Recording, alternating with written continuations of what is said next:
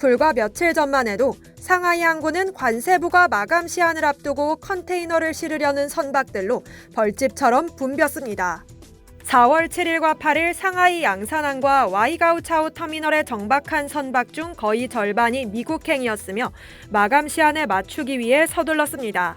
하지만 도널드 트럼프 미국 대통령이 중국산 수입품에 부과한 145%의 징벌적 관세가 발효된 지 단 하루 만에 활기 넘치던 상하이 항구가 썰렁해졌습니다. 미국으로 향하는 선적 물량이 하룻밤 사이에 증발한 겁니다. 여기에 더해 중국 제조 공장에 대한 주문 취소 또한 빗발치고 있습니다.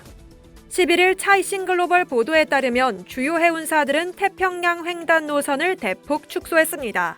세계 최대 컨테이너 해운사인 MSC는 4월에만 6개 항차를 취소했고 아시아 3대 해운사의 연합체인 프리미어 얼라이언스는 5월로 계획했던 신규 노선 개설을 연기했습니다.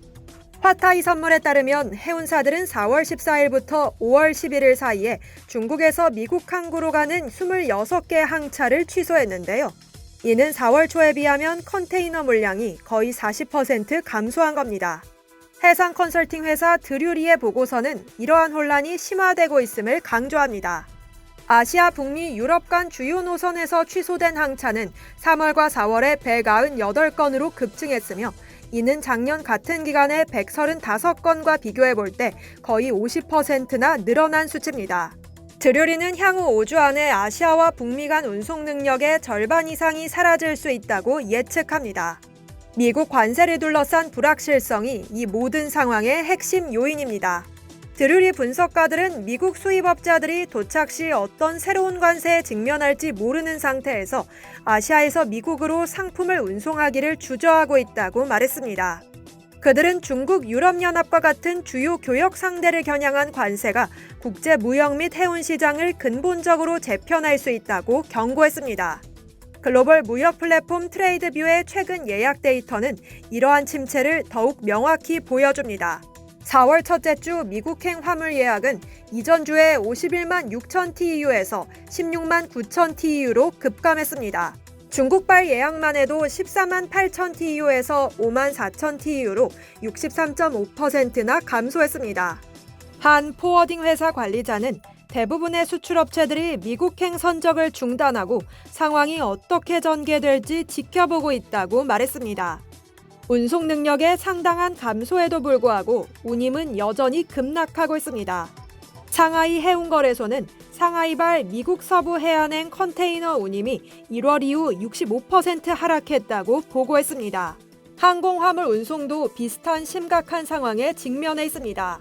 중국 남부의 한 물류 전문가는 다음 주 미국의 일반 항공화물이 최대 90%까지 감소할 수 있다고 말했습니다. 그는 새로운 125% 관세 때문에 수출업체들이 이 추가 비용을 어떻게 분담할지 협상할 시간이 필요하다고 덧붙였습니다. 또 다른 화물 대리인은 일반 항공화물에 대한 평소 문의가 완전히 사라졌다고 차이신에 전했습니다. 여기에 더해 관세 인상으로 미국 기업들이 중국 공장에 주문한 물량을 취소하고 있으며 중국 제조업체들은 더 이상 미국 고객에게 가격을 인하해줄 여력이 없다고 말하고 있습니다. 월스트리트저널 보도에 따르면 중국 남부 수출 중심지인 광둥성에서 장난감 생산 공장을 운영하는 천 씨는 관세 인상 발표 직후 10년간 거래를 이어온 미국 볼티모어의 고객에게서 주문 취소를 받았습니다.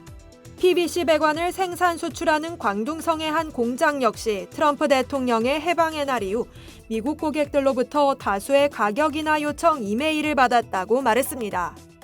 올해 초 일부 중국 공장들은 트럼프 대통령이 복귀 후 시행한 두 차례의 10% 관세 인상을 완화해주기 위해 미국 고객들에게 가격을 인하해줬습니다.